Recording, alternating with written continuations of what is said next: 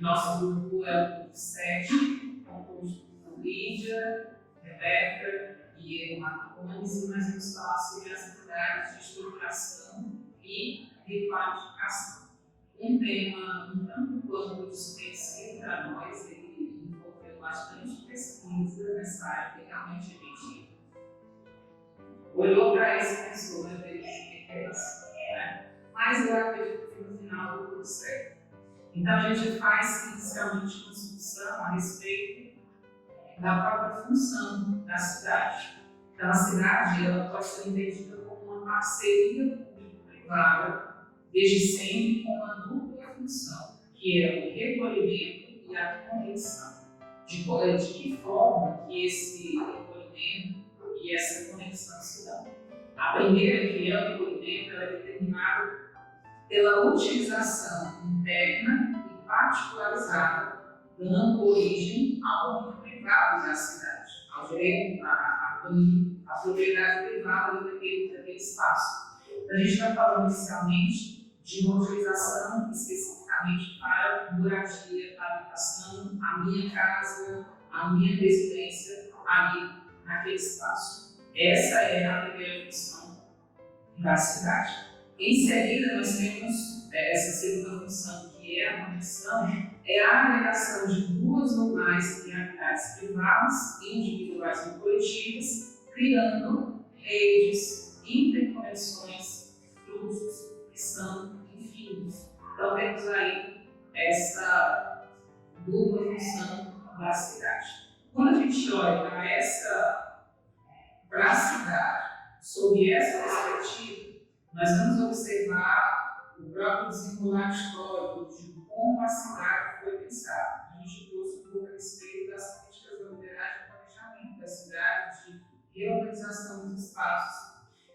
Não trouxemos todo o histórico, porque ainda acho que não era necessário trazer nesse momento, mas trouxemos aquilo que a gente jogou mais recentemente, que foi a partir do momento em que as políticas neoliberais começaram a ser a tônica de como a cidade foi pensada. Então, ela vai começar com uma crise do petróleo, na década de 70, que se torna, então, um fator preponderante para o surgimento de uma nova forma de organização social, marcada pela diminuição drástica da participação do Estado em questões como infraestrutura e serviços, que abandonam também a política de bem-estar social até então vigente. Então, o que a gente tem dentro da política de organização e de planejamento urbano? Basicamente, aquilo em que outros servidores que falam do conceito, esse abandono de uma política de bem-estar social, como no período pós-guerra, pós-segunda guerra, o Estado age como principal agente de intervenção social, de proporcionar ao cidadão qualidade de vida. Com essa nova forma de ver, principalmente as políticas econômicas, o Estado também revisa o seu papel e começa a delegar isso para o mercado, que é quando a gente tem a ascensão dessas políticas neoliberais. A gente tem a transição de uma sociedade, e aí eu estava até comentando com as meninas, que no campo da sociologia, que a gente vai pensar no Laura, ele vai falar justamente que esse é o período que a gente tem uma transição do capitalismo pesado para o capitalismo técnico, da criação de uma sociedade realmente moderna, porque a partir daí que as relações se tornam cada vez mais esparsas, mais pautadas, principalmente por essa forma em que o Estado está como presente. Então, a gente tem também a revolução tecnológica definida nesse período, que oportuniza a formação de uma rede mundial de fluxos de capitais cada vez mais globalizada. Então, aquele cabo deixa de ser local e passa a ser global, sobretudo com o desenvolvimento tecnológico na parte de comunicação e também nos meios. Dentro da política da dinâmica urbana, a gente tem alguns impactos, que são o surgimento de grandes áreas urbanas obsoletas, que não são utilizadas pela indústria. Esse que a gente encontrou na tese do doutorado, ele vai apontar, e aí talvez até tenha uma legítima consequência desse abandono de um capitalismo de uma sociedade de operários para uma sociedade de produtores, que é o que uma sociedade de produtores, para uma sociedade de consumidores. Então, aquelas estruturas urbanas utilizadas por essa cidade produtora, ela perde a sua função. Então, a gente tem o surgimento dessas áreas urbanas obsoletas e também o surgimento de vazios habitacionais. E esses vazios habitacionais, eles vão estar em todos os ambientes e também nos centros urbanos que precisam ser integrados e interligados às novas áreas de produção e de transporte. Então, é isso que a gente tem até desembocar naquilo que vai ser chamado de uma cidade pós-industrial, que é marcada pela expansão do setor terciário, comércio e serviços. Assim sendo, é indispensável a reutilização, a reocupação dessas imensas áreas. Aquilo que foi abandonado por esse processo de crise e de reestruturação de uma sociedade de produtores, uma sociedade de consumidores, passa então a ditar como será o novo dinâmico empregado na sociedade. A gente tem a temática da renovação urbana adquirindo uma importância estratégica nesse processo de readequação dos espaços da nova realidade social. Então, dentro disso são trazidas duas perspectivas dessa nova forma de repensar os espaços. A primeira, ela é característica da década de 50, ela é caracterizada por planejamento de forma verticalizada entre o poder público, ao financiar esses projetos, ele desconsidera os interesses da população, desconsidera os elementos simbólicos, históricos dos lugares da sua cobertura. É uma renovação completa. É o que ele estava discutindo, é como se passasse um comentão que tem até então, já estava servindo, e refaz tudo do começo. Então, associar a necessidade da expansão dos centros de negócios sobre vários centrais e a consequente reedificação dessas áreas históricas. Então, essa prática de reorganização, de repensar os espaços urbanos sob essa perspectiva, vai receber o nome de intervenção à rasa do quarteirão, que basicamente vai passar por baixo do que tem e refazer do zero. A partir da década de 60, a gente tem uma nova forma de rever essa política de organização do espaço urbano e percebe-se que refazer do zero é muito danoso, né? Então, isso está colocado principalmente pelo fortalecimento dos movimentos de sociedade civil, de defesa das condições ambientais, locais, entre outros. Então, essa nova forma de pensar, sobretudo voltado sobre essa perspectiva aqui, vai também interferir na nova lógica do planejamento urbano, que ganha, a partir daí, que dá uma importância não à renovação, não a refazer, mas a reincorporar as áreas antigas e degradadas, que devem ser, então, refuncionadas aos novos parâmetros da defesa social e às estratégias dos agentes políticos que buscam a realização da transformação urbana através do investimento privado. Então, o espaço que antes estava obsoleto sem uso, ele não precisa necessariamente ser destruído e refeito.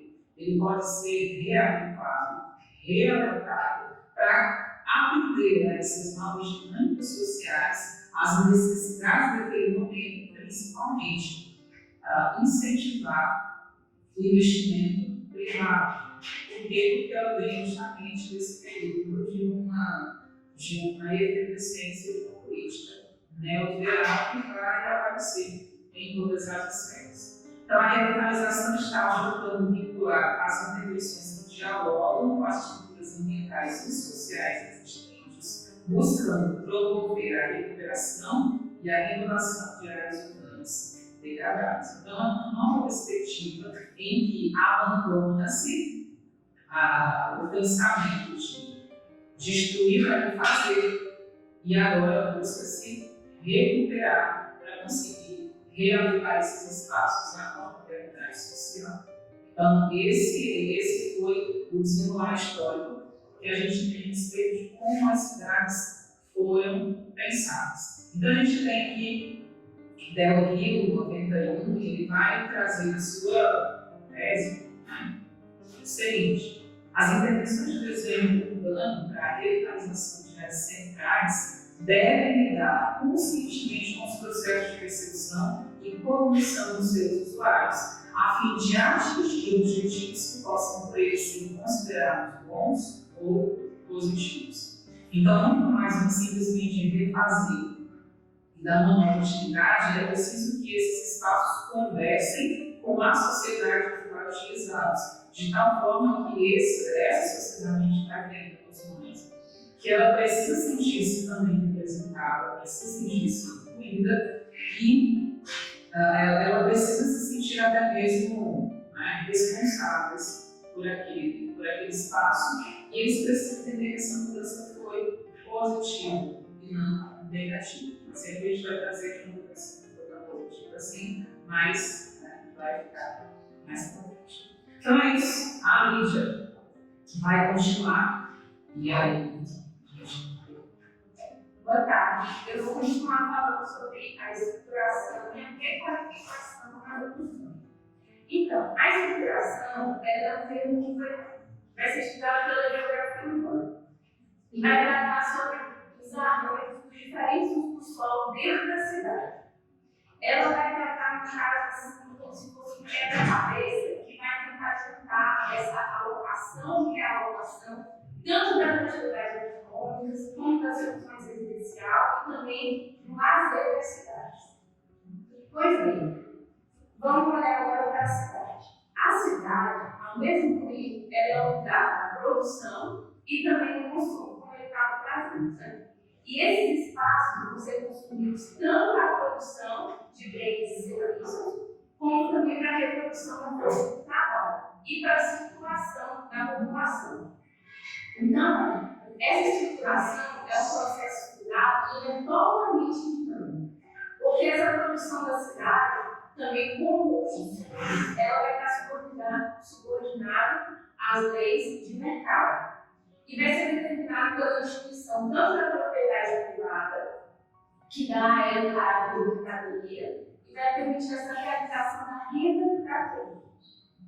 Sobre a requalificação urbana, ela vai ser vista como um estudo ali dentro do urbanismo novamente, vai ser no final da década de 90. Essa época é marcada pela dicotomia entre as transformações do tecido urbano com os projetos de renovações urbanas e pela necessidade de conservação do patrimônio histórico, ambiental e social das cidades. Assim, a requalificação urbana pode ser entendida como um conjunto de ações que procuram o reordenamento, proteção e recuperação dos serviços urbanos, sempre integrando as questões econômicas, ambientais e socioculturais para uma melhor qualidade de vida. A gente estava conversando sobre isso, o Marcos deu um exemplo para a gente sobre esse assunto, que vai ter saúde cima, né, Marcos? Então, assim, foi um local que há muito tempo foi isolado, foi deixado bem de lado mesmo, era perto também da UFT, e acontecia que os alunos, quando passavam pela UFT, eram roubados naquela área, enfim, estava totalmente marcado. E aí a prefeitura foi, organizou, tornou aquele local ali como um parque, mas uma coisa interessante que ele falou sobre essa qualificação é que não sempre, não necessariamente, mas a qualificação também ela transforma aquele local, ela dá uma nova qualidade, um novo sentido para aquele ambiente, mas ela não tem que necessariamente tirar a memória, a história do local. Então aquele local foi revitalizado, mas ele não foi alguma parte do local, você falou para eles, deixar para manter a história, porque a qualificação tem muito a ver com isso, com a história. E por fim, a gente trouxe um pensador português, né, a Moreira, que ela vai tratar o seguinte, que a requalificação, ela refere a recuperar o sentido da ubicação, da habitação residencial das populações, através de múltiplas ações e medidas que vão da infraestruturação à valorização da imagem do teto externo, passando pela provisão dos adequados serviços e pela equidade no acesso ao direito. Todos os caminhos da nova rua ou da nova aldeia deverão levar à metrópole, sem traumas de prejuízo. A estratégia deve levar a ações que permitam descobrir e qualificar unidades pela nossa memória, pela vivência, pelo patrimônio. O que se herdou importa valorizar, como também se deve construir esse tempo.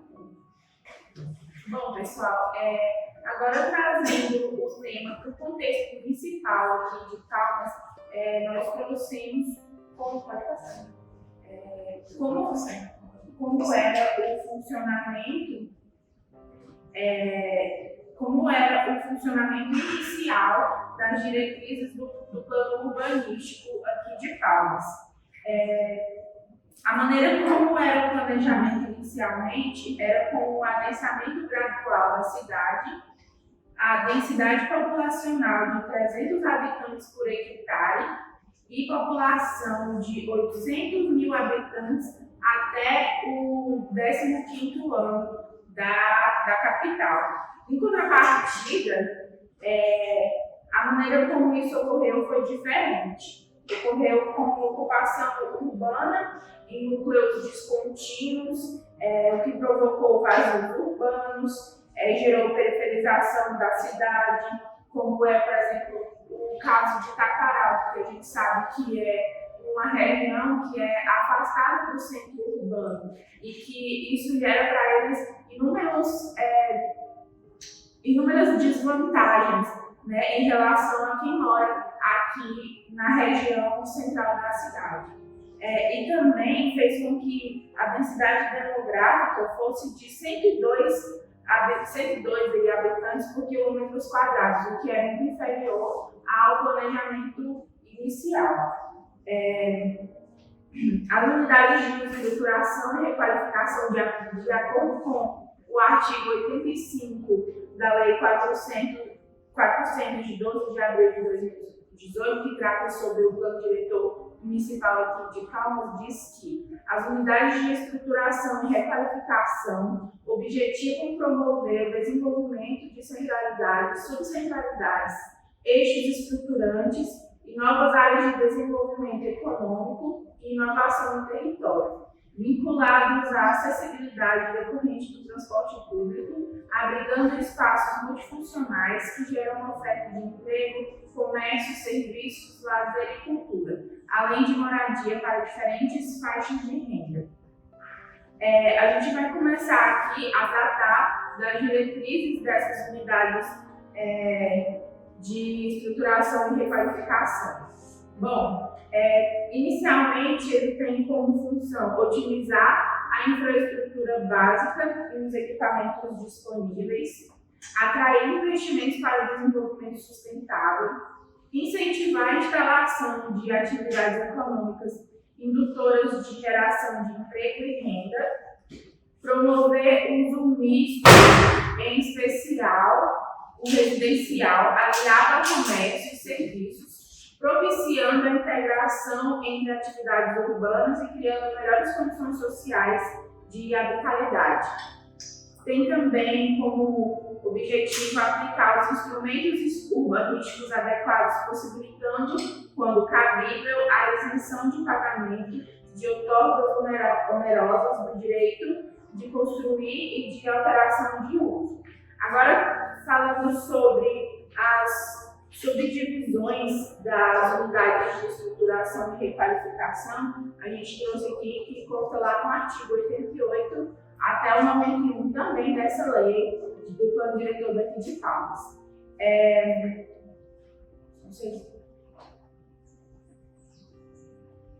Bom, as centralidades e as subcentralidades, elas são caracterizadas pelo entorno das seguintes áreas, que são, pode passar até o final.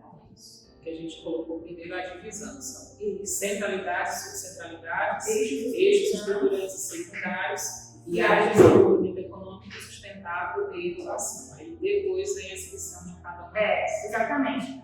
Nas centralidades consta a Praça dos Girassóis e a Esplanada, a subcentralidade é a Avenida Tocantins, a Palmas Brasil Norte, LO CNS das Armas, LO 05, 9 e 27.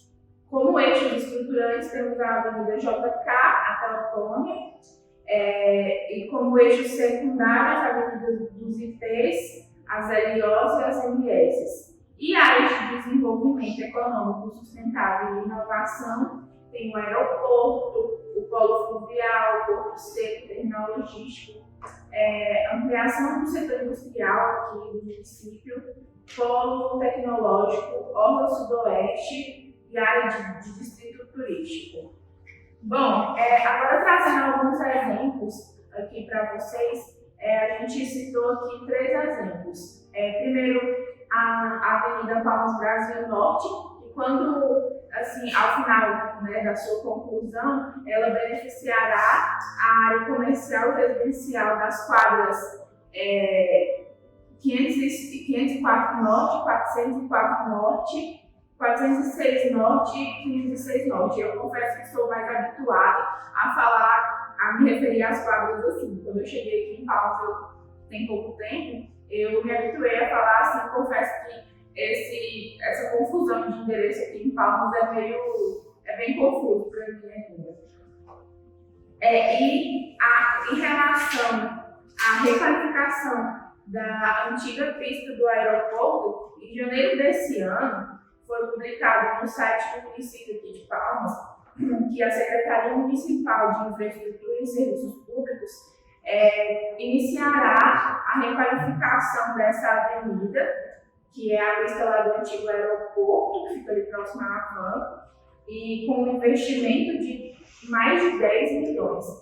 Essa requalificação ela tem sim por objetivo trazer mais lazer para a cidade, terá também área verde, ambiente para praticar atividade física e outras coisas. E também uma coisa que a gente achou interessante trazer foi sobre a Avenida Tocantins, que fica em Itaquará. Essa avenida ela já passou por uma fase de estruturação, só que isso não atendeu às necessidades da população. E por isso que ela vem passando por todo esse processo de requalificação que a gente vem acompanhando, tem sido noticiado, com muitas audiências públicas, enfim, né, tudo isso que a gente vem presenciando em relação àquela avenida. E é isso. As referências? Sim, as referências que a gente trouxe para quem quiser, para quem por acaso tiver interesse, a gente pode disponibilizar.